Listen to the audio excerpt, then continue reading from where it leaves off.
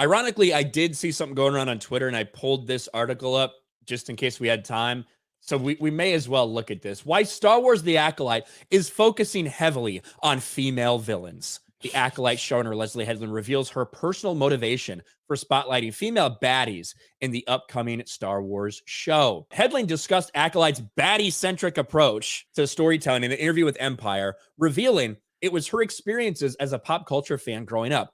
Quote, when I was a young queer girl, I was just hanging out with Ursula the Sea Witch from Little Mermaid. As a queer girl growing up, if you don't identify with the heroes and the villains show up and they're all queer coded, you're like, yes, that's me. Headland also touched on how this will affect the Acolyte's tone, hinting the show will offer a much more arch vibe than Star Wars fans are used to. As a queer filmmaker, you're going to see some camp in the Acolyte, inevitably. But I would say that tonally, our references are darker. How many times do you have to mention that you're fucking queer? I know, dude. And that it's going to inform everything you do in this show. What a nightmare. This thing is going to be a disaster. This might be the worst thing. So, to this point, and I've thought about this a lot, and I do think that the worst thing that Disney Star Wars has given us is Obi-Wan. I don't know if me and you agree on that or not. I know we've talked about it. What do you think the worst single thing they've done is? I think that Book of movie Boba or Fett show, as like a whole production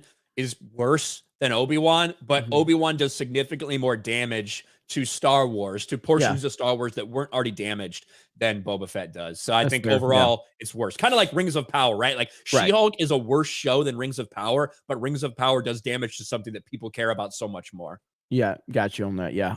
So I think this could be the single worst thing they've done, period. So this sounds like this is going to be a complete train wreck full of identity politics, representation, diversity, all of that shit, dude. This is going to be bad. As a queer kid, as a queer woman, as a queer filmmaker. By the way, did you know I'm a woman and I'm fucking queer? I can't get any dick. Did you know that? Did you know that? Just so you know, I'm queer, I'm here, and I'm gonna fuck up Disney Star Wars.